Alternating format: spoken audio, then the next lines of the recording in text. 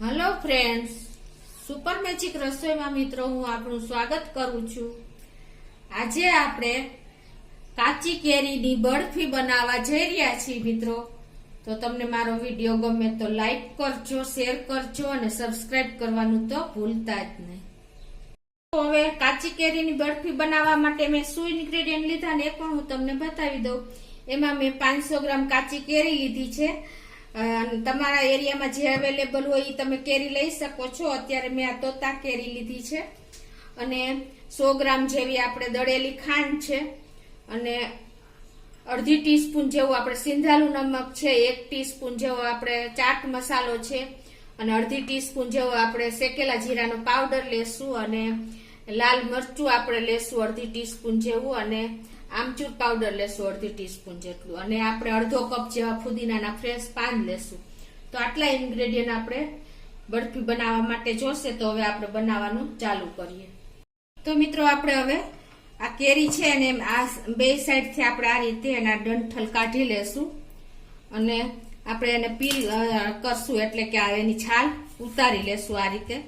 મિત્રો તમે કાચી કેરીની અથાણું કે કાચી કેરીની ચટણી તો બહુ બનાવી હશે, પણ તમે કાચી કેરીની બરફી ક્યારેય નહીં બનાવી હોય તો તમે છેલ્લે સુધી આ પ્રોસીજર જોજો મિત્રો। અને કાચી કેરીના પાપડ પણ બહુ બનાવ્યા હશે, પણ આ બરફી તો તમે ક્યારેય ખાધી પણ નહીં હોય, તો તમે છેલ્લે સુધી તમે વિડીયો જોજો। તો આ રીતે આપણે બધી કેરીની છાલ ઉતારી લેશું। તો જો આપણે આ રીતે એને છાલ ઉતારી લીધી છે। હવે આપણે એના નાના નાના પીસ કરી લેશું। તો એના માટે આપણે આ રીતે એને બે ભાગમાં વેચીને એના વચ્ચેનો ગોટલો કાઢી લેશું।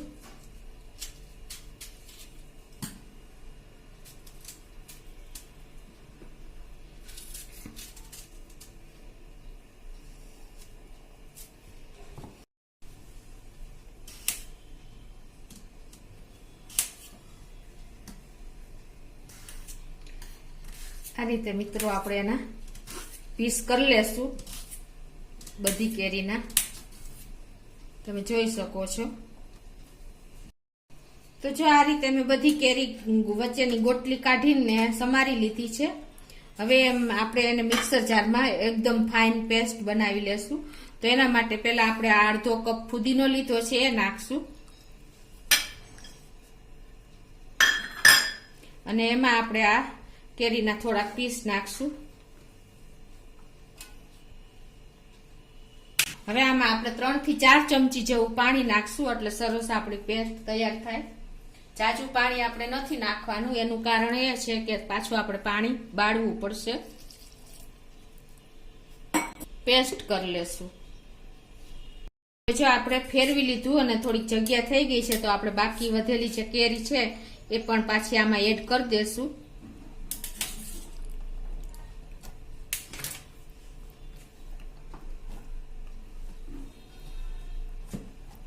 અને આને આપણે ચાલુ બંધ કરીને એક સરખી પહેલા મિક્સ કરી લેશું, પછી આપણે એની ફાઇન પેસ્ટ કરી લેશું। તો જો આપણે એકદમ ફાઇન પેસ્ટ તૈયાર થઈ ગઈ, તમે જોઈ શકો છો ફુદીનાને હિસાબે આપણો કલર પણ એકદમ સરસ ગ્રીન કલર, લીલો કલર આવી ગયો છે। હવે તમે એકદમ જો બારીક પેસ્ટ થઈ ગઈ છે। હવે આને આપણે ગાળી લેશું અને તમારે ન ગાળવી હોય તો પણ ચાલે, પણ હું તમને ગાળવાનું રીઝન પણ બતાવીશ। આ રીતે આપણે આ રીતે મોટો ગરણો આવે ને એમાં આ રીતે આપણે હલાવતા જાશું અને ગાળતા જાશું। તો જો આપણે આ રીતે ગળણેથી ગાળી લીધી છે, એનું કારણ એ છે કે જો આપણે કઈ ગોટલીના જે ઓલા રૂછા કે કઈ હાર્ડ ભાગ આવી ગયો હોય ને એ ગળતો નથી, એટલે આ રીતે તમે ગાળી લેશો તો કાંઈ પણ જો નાનું સૂનું એવું રહી ગયું હોય ગોટલીના રૂછા કે કાંઈ, તો એ નીકળી જશે। હવે આપણી પેસ્ટ રેડી છે। તો મિત્રો હવે આપણી આ પેસ્ટમાં આપણે આ જે 100 ગ્રામ દળેલી ખાંડ લીધી છે ને એ આપણે એડ કરી દેશું અને એમાં આપણે સિંધાલું નમક અડધી ટીસ્પૂન જેવું નાખી દેશું। 1 ટીસ્પૂન જેવો આપણે ચાટ મસાલો નાખી દેશું અને અડધી ટીસ્પૂન જેવું આપણે દળેલું શેકેલા જીરાનો પાવડર નાખી દેશું. હવે આ બધું આપણે સરસ મિક્સ કરી લેશું. તમે ખાંડની જગ્યાએ ખાંડની જગ્યાએ તમે ગોળ નાખશો ને મિત્રો તો કલર ચેન્જ થઈ જશે, એટલે તમારે બને ત્યાં સુધી ખાંડ જ વાપરવાની.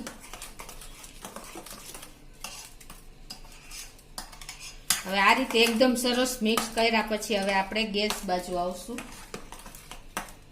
મિત્રો હવે આપણે ગેસ ઉપર એક પેન મૂકીને આપણે ગેસ ઓન કરશું અને હવે એમાં આપણે અડધી ટીસ્પૂન જેવું આપણે ઘી નાખશું. આ ઘીના હિસાબે આપણી બરફીમાં એકદમ શાઇનિંગ આવશે. તો ઘી પણ આપણું જો મેલ્ટ થઈ ગયું છે સરસ. હવે એમાં આપણે જે મિક્સ કર્યું છે ને કાચી કેરીનો પલ્પ એ નાખી દેશું અને ગેસની ફ્લેમ એકદમ સ્લો જ રાખશું, એટલે આપણી ખાંડ ને બધું મિક્સ થઈ જાય સરસ. અને હવે આને કન્ટિન્યુ આપણે આ રીતે હલાવતા જઈશું.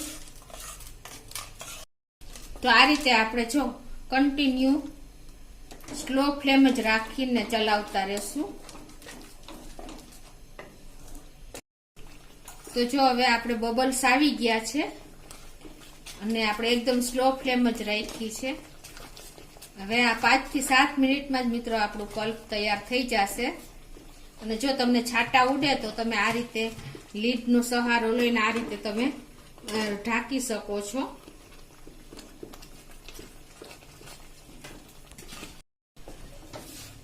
તો જો મિત્રો આપણે પાણી સાવ બળી ગયું છે અને તમે જોઈ શકો છો કે આ પાકવાની તૈયારી થઈ જાય ને એટલે પેન છોડી દે છે આપણું જે લિક્વિડ પલ્પ છે એ.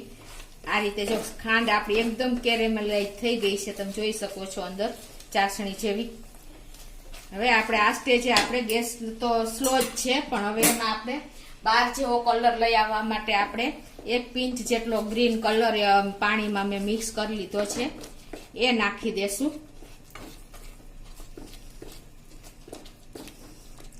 એને હિસાબે શું થશે કે એકદમ સરસ બાર જેવો જ કલર આવશે.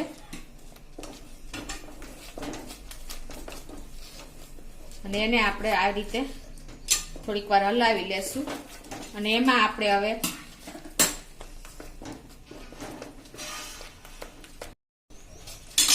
તો જો મિત્રો આપણું એકદમ સરસ બાર જેવો જ કલર આવી ગયો છે, ફૂડ કલરના હિસાબે આપણે નાખ્યો એટલે. હવે એમાં આપણે અડધી ટીસ્પૂન જેવી જ આપણે લાલ મરચું સેજ નાખી દેશું.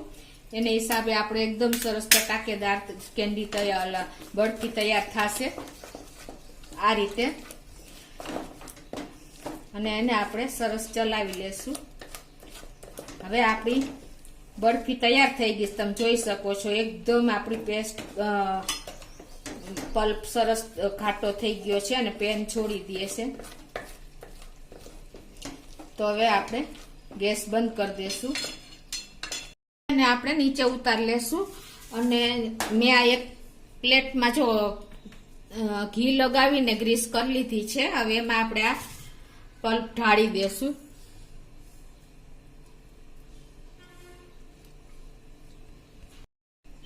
તો હવે એને જો આપણે આખી પ્લેટમાં આ રીતે સ્પ્રેડ કરી દેશું એટલે ઇવનલી સરસ થઈ જાય.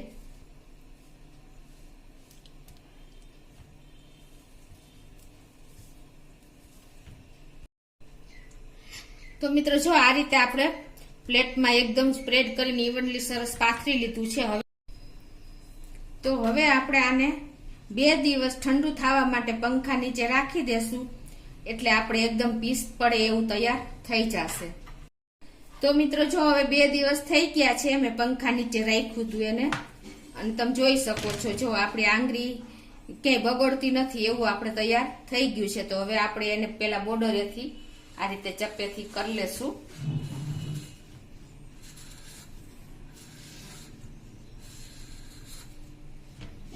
તમે જોઈ શકો છો જો એકદમ સરસ આપણું તૈયાર થઈ ગયું છે. જો જોઈ શકો છો ને તમે જો મિત્રો. હવે આપણે એના પીસ કરી લેશું. આ રીતે તમે જે સાઈઝના તમારે પીસ કરવા હોય ને એ રીતે તમે ચપ્પેથી કરી લેવાના.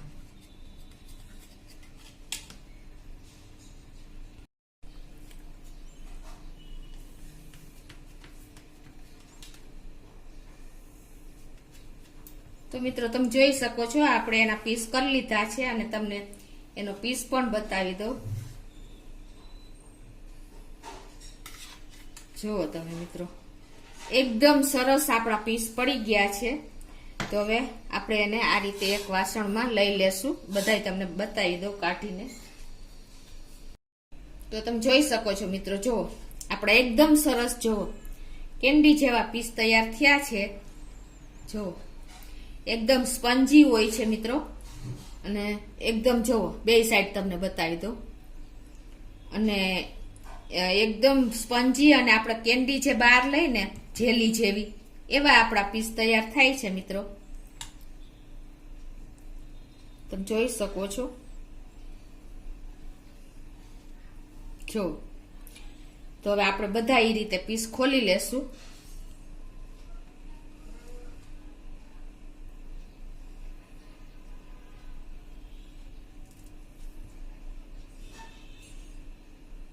તો મિત્રો જુઓ તમે એકદમ સરસ આપણી જો કેવી ડ્રાય થઈ ગઈ છે, એકદમ સુકાઈ ગઈ છે. જો 2 દિવસમાં તો તમે જોઈ શકો છો ને.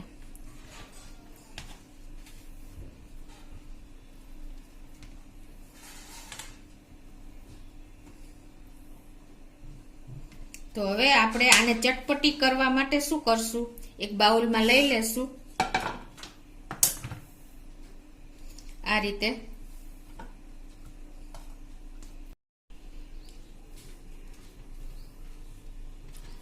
તો હવે મિત્રો આપણે આને ચટપટી કરવા માટે છે ને આપણે એમાં અડધી ટીસ્પૂન જેવું આપણે સિંધાલું નમક સ્પ્રિંકલ કરી દેશું આ રીતે, અને આપણે આમચૂર પાવડર પણ અડધી ટીસ્પૂન જેવો નાખી દેશું, અને આપણે શેકેલું જીરો પાવડર એ પણ આપણે પોણી ચમચી જેવો આપણે સ્પ્રિંકલ કરી દેશું. અને પછી આપણે આને આ રીતે મિક્સ કરી લેશું.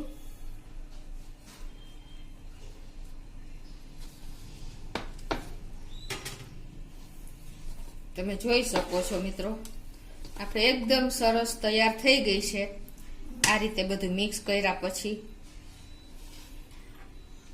એકદમ ટેસ્ટી થાય છે અને ચટાકેદાર થાય છે. મિત્રો તમે પાકી કેરીની તો આ રીતે બરફી બનાવતા જઈશો, પણ તમે જો આ કાચી કેરીની તો વાત જ અલગ છે. એકદમ ટેસ્ટી ચટાકેદાર મોઢામાં પાણી આવી જાય ને એવી તૈયાર થાય છે. અને જો તમારે કદાચ સુકાતા વાર લાગે ને મિત્રો, તમે જોઈ શકો મારે સાવ સુકાઈ ગઈ છે. જો તમારે સુકાતા વાર લાગે ને તો તમારે 1-2 દિવસ વધારે રાખવાની, પણ બહુ મસ્ત આ કેન્ડીનો ટેસ્ટ બહુ સરસ થાય છે મિત્રો. આ રીતે આપણે ચમચેથી પછી મિક્સ કરી લેવાની. જેલી જેવી લાગશે, એકદમ સ્પંજી લાગશે, અને ખાવામાં તો તમારે આ 6 મહિના સુધી તમે બહાર જ ફ્રીજ વગર જ સ્ટોર કરી શકો છો. તો હવે એને આપણે એક બરણીમાં ભરી લેશું. તો હવે આપણે જો એને આ રીતે બરણીમાં ભરી લેવાની. જુઓ તમે એકદમ સરસ ડ્રાય થઈ ગઈ છે.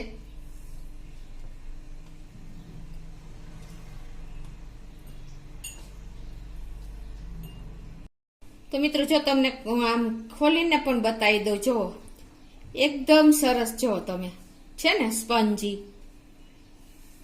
જો એકદમ ચટાકેદાર મોઢામાં પાણી આવી જાય ને એવી ટેસ્ટી બની છે મિત્રો. તો તમે ચોક્કસ આ રીતે કાચી કેરીની બરફી કયો તો કે ભલે, મુખવાસ કયો તોય ભલે, અને તમે કેન્ડી કયો તોય ભલે, એકદમ ટેસ્ટી લાજવાબ આપણી કેન્ડી તૈયાર થઈ છે મિત્રો. તો તમે ચોક્કસ ટ્રાય કરજો, અને તમને મારો વિડીયો ગમે તો લાઈક કરજો, શેર કરજો, અને સબસ્ક્રાઈબ કરવાનું તો ભૂલતા જ નહીં.